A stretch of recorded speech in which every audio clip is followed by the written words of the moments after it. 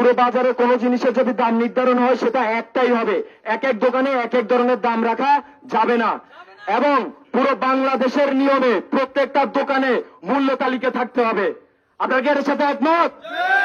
প্রত্যেকটা জিনিসের মূল্য তালিকা থাকতে হবে, কারণ কাঁচামালের বাজারে আমাদের প্রত্যেকটা জিনিসের দাম আপ ডাউন করে, এক এক দিন এক এক রকম থাকে, কিন্তু তারা প্রত্যেক দিন একই দামে বিক্রি করে, যেটা এই সোনামুড়ি বাজারে আর চলবে না।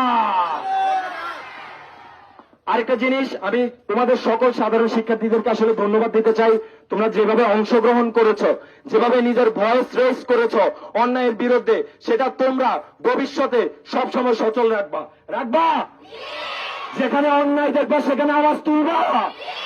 তোমাদেরকে সাপোর্ট করার জন্য তোমাদের ভাইয়েরা সব সময় প্রস্তুত। আমি আমাদের সোনামুড়ি উচ্চ বিদ্যালয়ের সম্মানিত প্রধান শিক্ষক বাবু তানিশ্বর আচার্য স্যারকে ধন্যবাদ দিতে চাই। স্যার খুবই সুন্দর একটা আলোচনা সভার আয়োজন করেছেন, আমাদেরকে জানিয়েছেন, আমরা সেটাতে সম্মতি দিয়েছি। কারণ আমাদের এই দেশটা পরিবর্তন হবে আসলে আমাদের পরিবার থেকে। আমি যদি ঠিক থাকি আমি আমার পরিবার ঠিক করতে পারবো, আমার পরিবার যদি ঠিক হয় আমার গ্রাম ঠিক হবে, আমার গ্রাম ঠিক হলে আমার উপজেলা, জেলা, ইউনিয়ন এবং আমি দেশ পরিবর্তন করতে পারবো।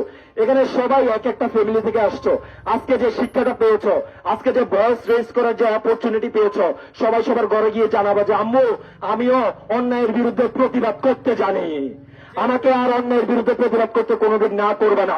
যেখানে অন্যায় দেখবো সেখানে প্রতিবাদ করব। এবং আমার এলাকার ভাইয়েরা আমাকে আশ্বস্ত করেছেন যে যদি কোনো জায়গায় অন্যায়ের প্রতিবাদ করতে গিয়ে কোনো ধরনের লাঞ্ছনার শিকার হই, আমার ভাইয়েরা আমার পাশে থাকবে। তোমরা সবাই রাজি আছো?